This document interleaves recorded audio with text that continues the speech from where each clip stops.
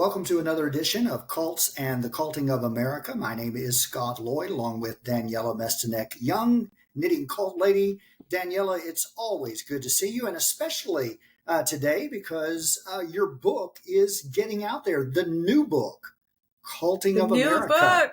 The new cult baby. It's so exciting. But Scott, your book is already out there. So Yes.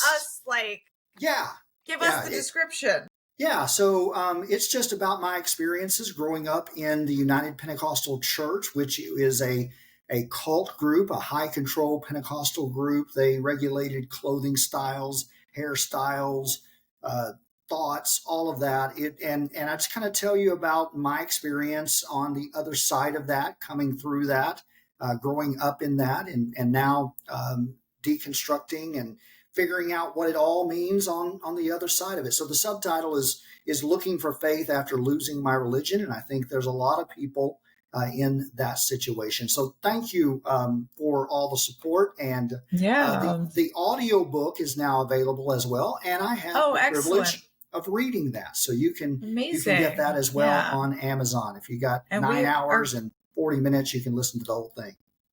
And we are going to be doing both of these books in the next Cult Book Club. So that should be very exciting.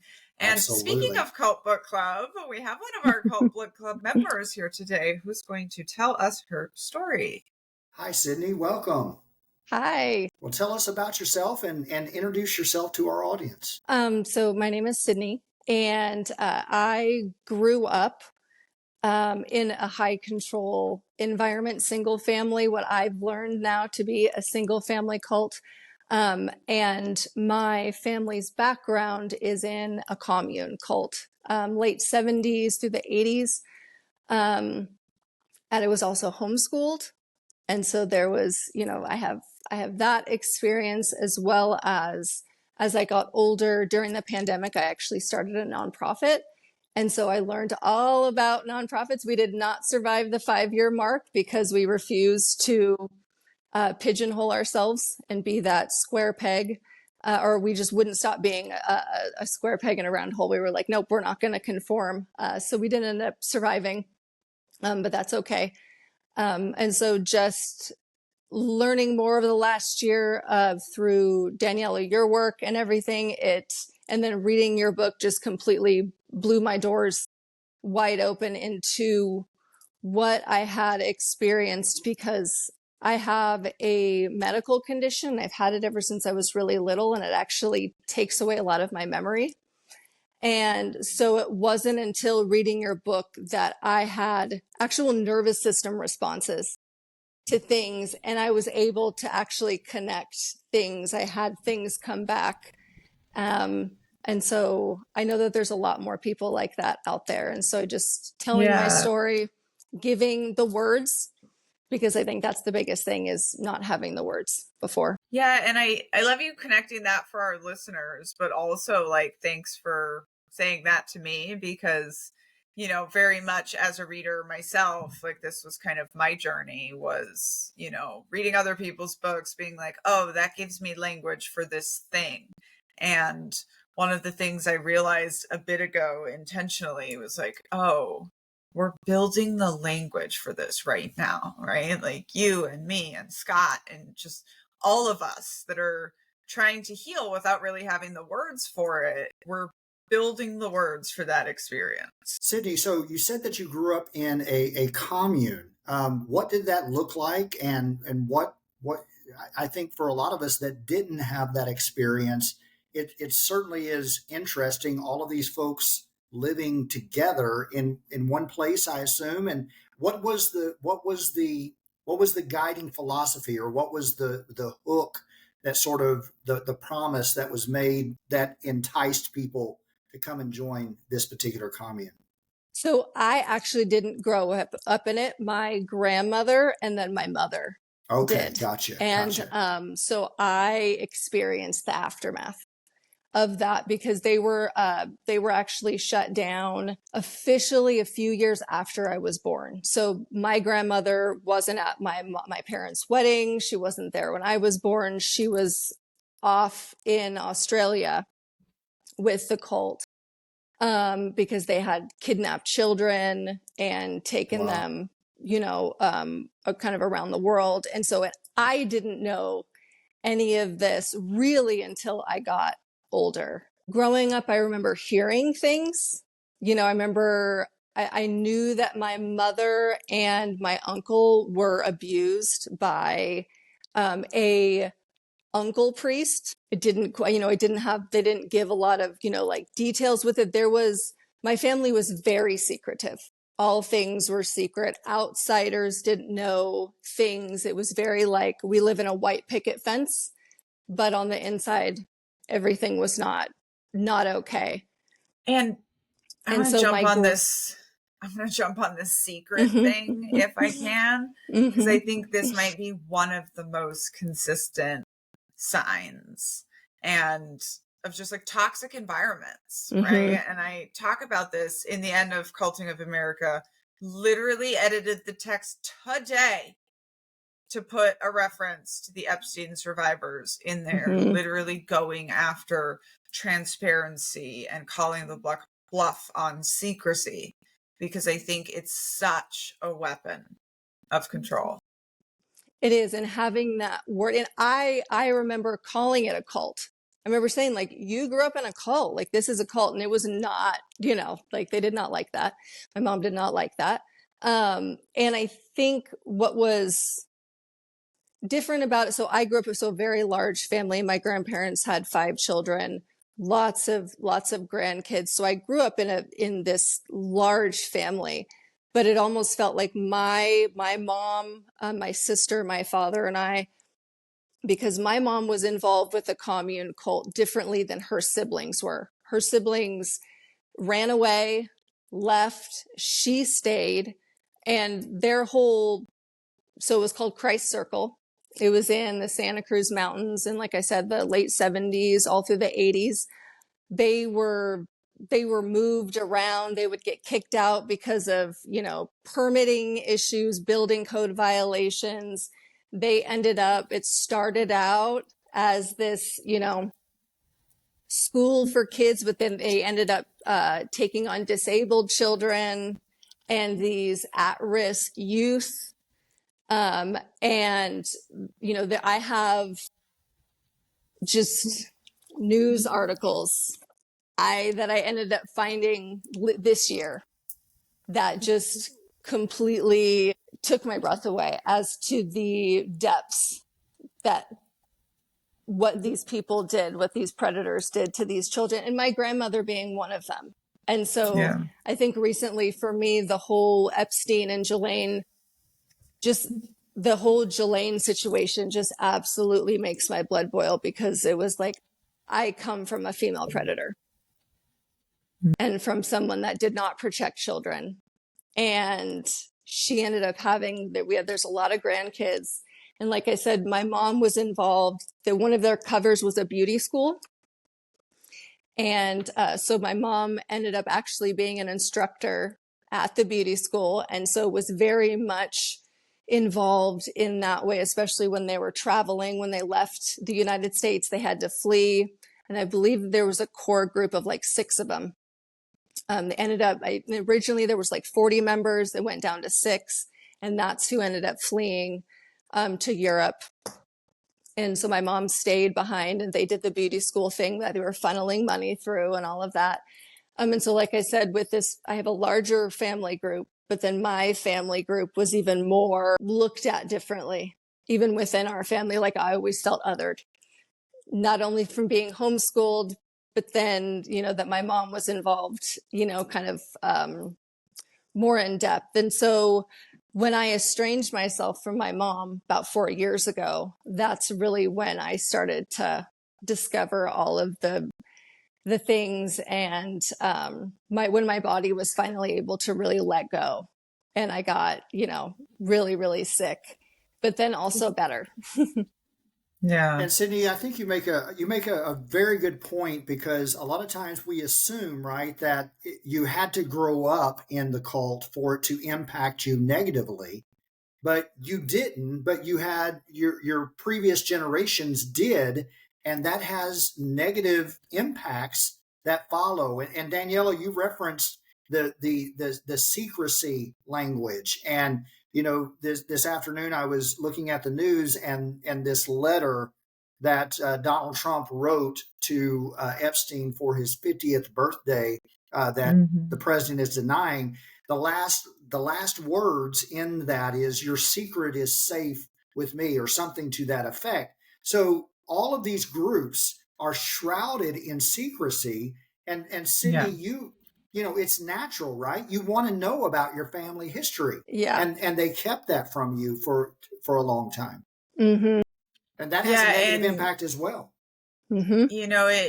It strikes me, Scott, her notes of Sydney's story remind me of Lydia Knight, who was on the show, who was a survivor of like the satanic panic and kind of a single family mother, grandmother cult, and this sort of distancing, needing to separate, and then seeing that from a distance, like that really set me in the same tone. It's really hard to distance yourself. And I think, I have a sibling who is 22 years younger than me. So he grew up entirely out of the cult. He was 3 months old when my parents left. And we have talked about this, where it's like, he's okay, certainly, compared to me. He has a lot less trauma compared to me. But it's still really hard for him to understand his family, because his family was still just this family that didn't really know how to be a family, because that had sort of been destroyed by a cult. Does that make sense? Yeah. We were so dysfunctional. Yeah. And it's so unbelievably dysfunctional. And I knew that I needed to separate completely. I knew it for a while. But it wasn't until the end of 2020, after the election, because my father passed away when I was 22. So he's been gone for a while. And so it's just been my mother. And, she's very much kind of like, well, I'm the matriarch now, kind of taking on that mantle, even though I'm like, I was an adult when he passed. Like, I'm okay. I don't need a dad. But 2020, after the election, because she went MAGA, and very, very quickly. And when she told me that I was trying to silence her by voicing my concerns for my children going into school, and just, like being on the fence about things, she called me a sheep, and then told me that I was trying to silence her. And I was like, oh, this is it. Like, it was just like a light switch. And it was like, okay, I'm done. And that was it. And I walked away. And when I tell you that there was no effort to stop me, I'm sure of a lot of other people have that same experience. And that says so much right there too. Like, I can't imagine a situation in which my child would walk out of my life and I wouldn't try to fix that. Mm-hmm. And Sydney, it occurs to me that as you were experiencing all of this family dysfunction, and perhaps you can clarify, but at the time you didn't know all of the details of everything that your family had experienced. Mm-hmm. So you're having all of this dysfunction. So I imagine that you probably had a tendency to blame yourself, or to say, what am I doing? Right. And all along your family was quiet about this, and they had the opportunity to share this news, like, this is why we are the way that we are, but they let you carry that by yourself. Yeah. And yeah, it's so much so that it was like, it just wasn't talked about. Even if it got brought up, it just, we're fine. Yeah. We're good. That's the past. Leave it alone. Yeah.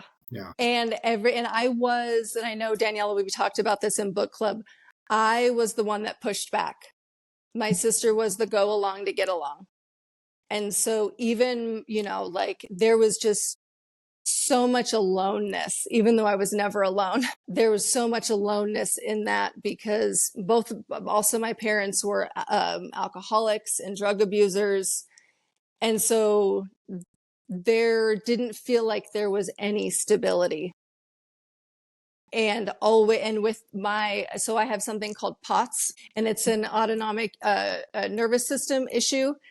And so I can feel like an anxiety feeling all the time, but also I was responding to my environment.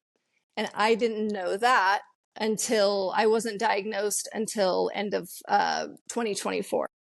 And so I just got that diagnosis, and so many things then fit in with, oh, well, that's why I don't remember a lot of things. And I would get ridiculed for, saying that I didn't remember things. And another thing with cults don't like medical care. Like I was not, we had a primary care, but no one ever dug deep enough to kind of figure out what was going on with me. And then as I got older, I went into the medical, I became an EMT, and I was an EMT for 5 years. So I went into the medical field. And sorry, I don't know where I was going with that. That happens too. With POTS. Right. Yeah. So you were thoughts will just go. Yeah. You were talking about all of the trauma and all of the dysfunction that you experienced. And at the same time, your family was saying, well, that was the past. We're just not going to talk about that. Yeah. We're just not going to talk about it. We're just not going to deal with it. We're not going to deal with the medical issues. We're not going to deal with, any of that. And I knew that my mom was like anti-vax, but I didn't realize,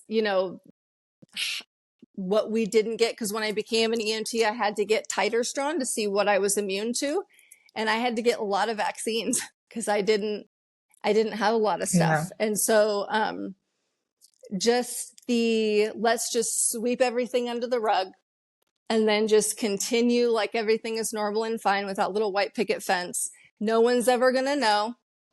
No one's ever going to find out, the real depth of, and I even wonder, honestly, if some of my family members even know, because it was so long ago and it wasn't like, it's not in your face like it is on TV. I had to go and scour through newspaper archives to find things.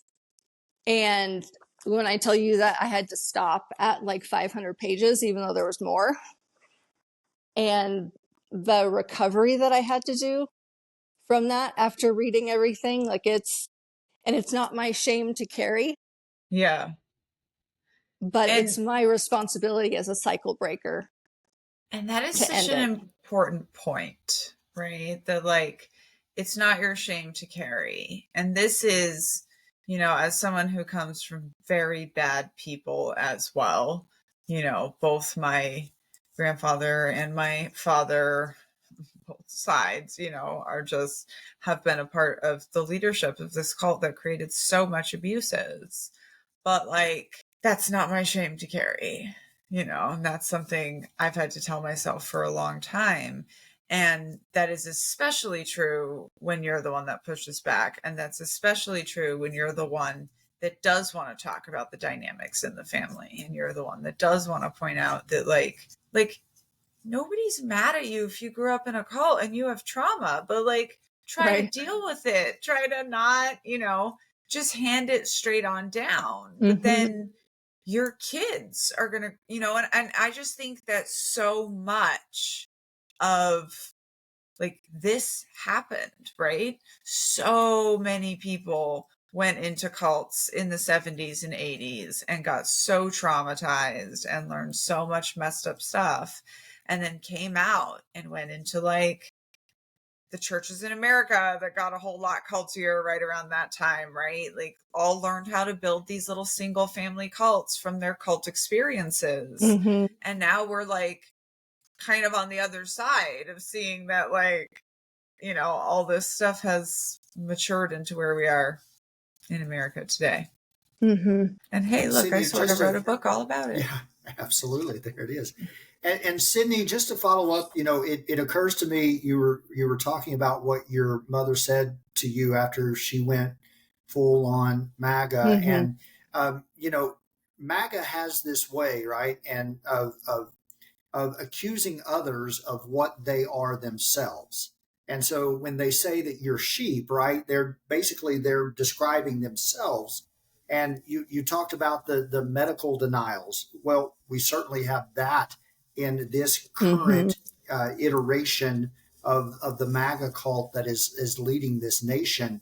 And it continues to happen. So I'm just wondering, can you talk a little bit about where you found the courage, where you found the resolve to sort of say, you know what, I'm going to leave that behind. You became an EMT. You were able to step away from that. Was there a particular point? Was there a particular circumstance that sort of helped you achieve that or go towards that? Or was it a culmination of events and your own self education? I think it was a culmination of everything. And I think being the one that pushed back from the very beginning, it's like I almost refused to let that veil be pulled over my eyes because I was always just kind of like calling it on the carpet, always being punished, for and just being like, hey, this is not okay. Why are we still doing this? And so I carried that through my adult life. And there was way, way more, just abusive things that, she would say and do to me over the years. And I had ended contact with her years prior when I was pregnant with my son. And it lasted about like 6 months. And after I had my son, I was like, well, like I want her to be, involved. I want my son to have a grandmother, kind of like hoping that maybe this would change things. Maybe she would see things differently now that there's a grandchild, involved. It didn't. And I think COVID changed a lot. Because so I had both of my children they were both young during COVID. And when it hit, oh man, it was so hard for me not to just like, in my EMT license had just lapsed, and took everything in me not to like jump on a plane and go help, because that's just what you want to do. And I remember her response being like, why would you do that? Why would you like want to, even when I started my nonprofit, it was like, why do you want to help people? And so it was like, wow, really just kind of realizing the disconnect Mm-hmm. between her and reality. Like it's just, Yeah. and it when that circumstance happened, like I said, it was like a light switch. There was so much that had built up to it. And then I was just like, you know what? I've always been alone. And so I can do this alone too. Like I never really had that motherly Right. experience. She wasn't someone that I ran to when Yeah. things would go wrong. It was like, let me get out of here. What can I do to get out of the house? I was homeschooled from, I believe, first or second grade until seventh grade. And it took everything in me to get the heck out of that house.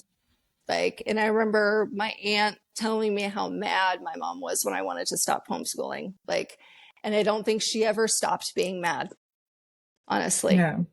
And I don't think she ever stopped being mad at me calling stuff out and refusing to just have that wool pulled over my eyes. And so after reading your book, and especially after the survivors and everything coming forward, and it was just like, I'm done being quiet about it. I don't care if there's backlash. I don't care if my family, comes after me. I have been doing this on my own for as long as I can remember, and I can stand on my own 2 feet, and it's not my shame to carry. So all I can do is tell my story and continue to cycle break and not hand down these things to my children. Yeah. And speaking of that, the handing it down to the children, like you said something here that I also see as a trend, which is people will know that they want to leave the cult, right? Like you knew you had already cut ties with your mom, but then you stayed for the children. And I see like people go through this sometimes. And I think it's part of where we are, where we we know that the cult is not for us, but we don't know that the cult is a cult yet, right? Mm-hmm. So we don't know that the cult is the problem. Mm-hmm. And so that's just like, that's such an interesting parallel for me to hear you talk about as a single family cult person. And yet you still kind of had that, well, I'll stay Mm-hmm. for the child. And that ultimate realization of like, you're on your own, kid, and you always have been. Mm-hmm.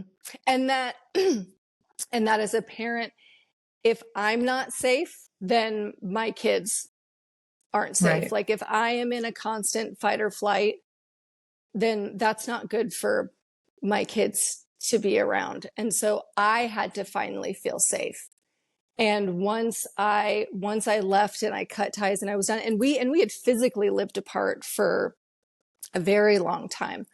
I had ended up moving like 700 miles away 13, 14 years ago. So we were never really in the same physical space unless she would like come and visit, kind of thing. But even just being in contact with her, I didn't realize it until later on just how triggering that was all of the time, because she really was never there to support, me. It was kind of just like, I got to be this kind of like little shiny object, and she would take credit for my accomplishments and the things that I would do, and it would be like, oh well, that's because I homeschooled you. Mm-hmm. That's because I did this, that's because I did that, and so and it really was, for the longest time I kept going, what's wrong with me? Like, why don't you like me? What is it about you? I have all these shiny things that you like to, tout, but then behind closed doors, that's not how it is. And so realizing, like, oh, I'm not the problem. Yeah.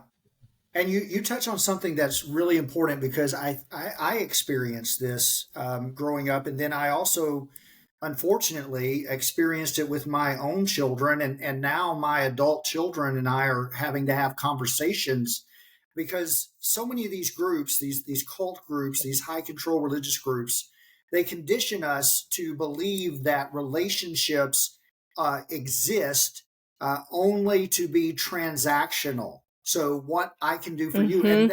and that it happens with children as well. So I remember being a preacher in the United Pentecostal Church, and I would travel around. I would be in a different church every Sunday, and it was almost as if my children and my partner, they became objects, commodities, showpieces that we would put forth and say, look how perfect our Mm-hmm. family is. Of course, it wasn't, but we exhibited that behavior because it was all about, look at what being a good cult member can do for your family as well.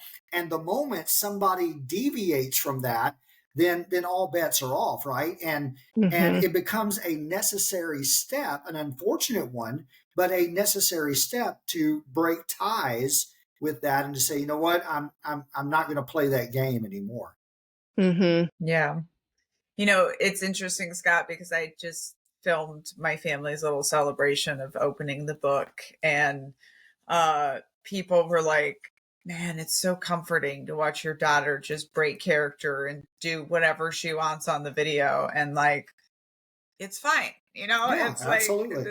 this is not like, we literally choreographed it as much as we could. And then it was like, okay, now we're just, trying to show a celebration, but also like, there's nothing to really hide. Like, this is what our family is. And there's not this like inside family versus outside family, if that makes sense. Right. Mm-hmm. Yeah. And Daniella, you talked a lot about that in your experiences, right? You didn't have a childhood, and to a lesser extent, I experienced a lot of the same things, because we were expected to be showpieces for the cult and for the group. Like, for you, it was singing and dancing and rapping and performing at the White House. And for me, it was memorizing Bible verses and being the Holy Ghost preacher boy on the front pew and doing everything right and dotting all the I's and crossing all the T's. But I didn't experience any authenticity. And that's something that, was sort of became a revelation as I was writing my book, is that I didn't experience life because the cult had already told me everything that I needed to do. It was the analogy that I use. It was kind of like my church clothes laid out on Saturday night for Sunday morning. The group, the cult told me who I was to marry, what I could drink, when I could have sex, who I could have sex with. All of it was mapped out. And so I didn't experience the normalcy of growing up and failing and learning how to navigate the world. And I was robbed of a lot of that. And so, Sydney, as you were saying, it was a necessary step for you to cut ties and to say, you know what, I'm not going to buy into that anymore. Mm-hmm. And I think it's a really necessary step for all of us to be like, we're not going to be your shiny penny anymore, right? Like, I'm not going to be your, I very much noticed that with my family, even post cult. It was when I was shiny Captain so-and-so that we could all point to as, look, she made it, right? It was great. But as soon as I wanted to talk about some of that veteran trauma or some of that cult trauma, now it was problematic, right? And just being like, and I had to do the same thing with the Army, right? Because when I started being like, I'm going to tell my story, like, oh, the Army likes a good woman veteran that'll get on stages and say stuff. And I had to start being like, look, I'm not your recruiter. Like, I'm here to tell my story. And there's some inspiring stuff and there's some stuff that I'm proud of. And there's a lot of other stuff, and I reserve the right to tell all my stories and just live in myself, and I really think it's this, not to harp on it, Scott, but what you said about the performance, right? This thing of finding an authentic life where now, even though my job and half my life is literally performing, I feel like I live so very authentically in a way that I did not even understand could exist growing up in high control environments or being a soldier. That's well said. Sydney, in the few minutes that we remain, that we have together, tell us a little bit about what your life looks like today and how you're continuing to move forward. I know if you're like the rest of us, you're in process still. You're still, at least I am, still trying to figure it out on the other side of all of that. But where are you today and what's going on with you now? So today I am safe and I am healing in a very loving environment with, my family.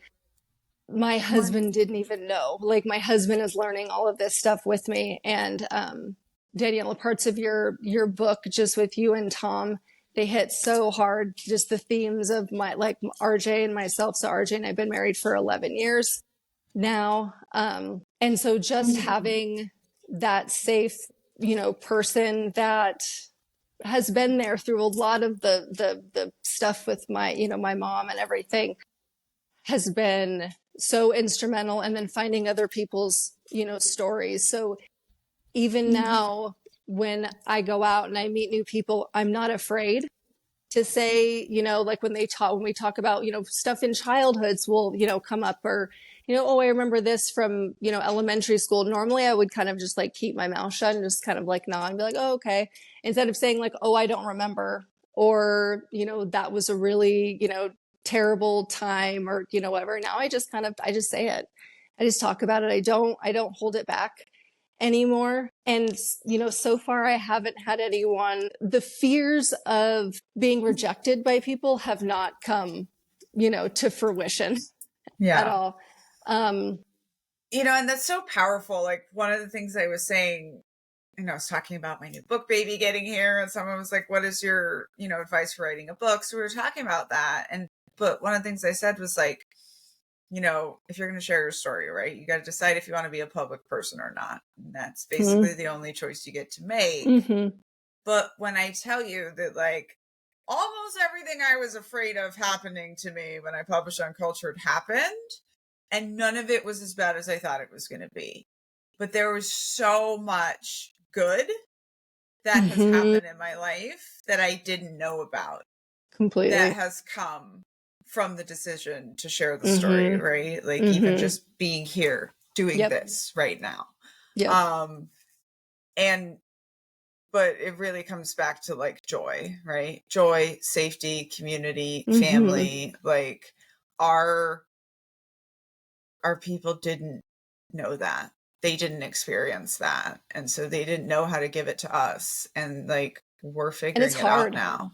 It's hard to figure out joy, to experience joy. I have a really, really, really hard time with that. And I have to make a really conscious effort to be really present in it, especially with my kids and stuff. And that's been really, you know, I've really dove into that over the last like 4 months. Like they just went back to school. But summer break was like, we did a lot of really fun stuff that I don't think I would have done had I not come through, you know, to where reading the book and just reading other people's stories and hearing other people's stories and just in this environment too right now, this political climate that we're in and the environment that we're in. I'm just like, no, we have to experience joy because there's so much going on out there. Absolutely. And there was something that I had found kind of during when I was unpacking the trauma and learning about it in therapy and all of that kind of stuff. There was something that I read that I had actually kept, and I wanted to read it for anyone else out there. A little sip of water first. And this is written by, their name is cut off at the end, but they're a licensed a social worker. But it says, "Dear Cycle Breaker, being a cycle breaker is exhausting in ways that are hard to explain. It's not just about unlearning habits. It's about doing life in a way no one showed you. You're making choices your family never made, asking questions they never asked, trying to build something you've never seen. And because of that, everything takes more energy. Relationships, parenting, communication, even rest doesn't come easy when your default setting is survival. You're not just living your life. You're reworking the blueprint while you're inside the house. And some days the work is quiet, not dramatic or visible, just you catching yourself in the middle of an old reflex and choosing to pause. You're tired. You're overstimulated, maybe even resentful. And still, you try to respond instead of react. You try to stay present. That's what this actually looks like most of the time. Not some big emotional breakthrough, just tiny, constant effort. 100 invisible decisions that no one sees, and something in you refuses to hand down what you were handed." Wow. That's beautiful, Sydney. Thank you for sharing that. Thank you for sharing your story with us. And I feel like we need to do this again at some point in the future and follow up with you, because this has been so helpful, so cathartic, and so informative. So thank you, Sydney, for sharing your story with us. Thank you so much. What a powerful episode. Thank you so much, And I'll Sydney. see you tomorrow.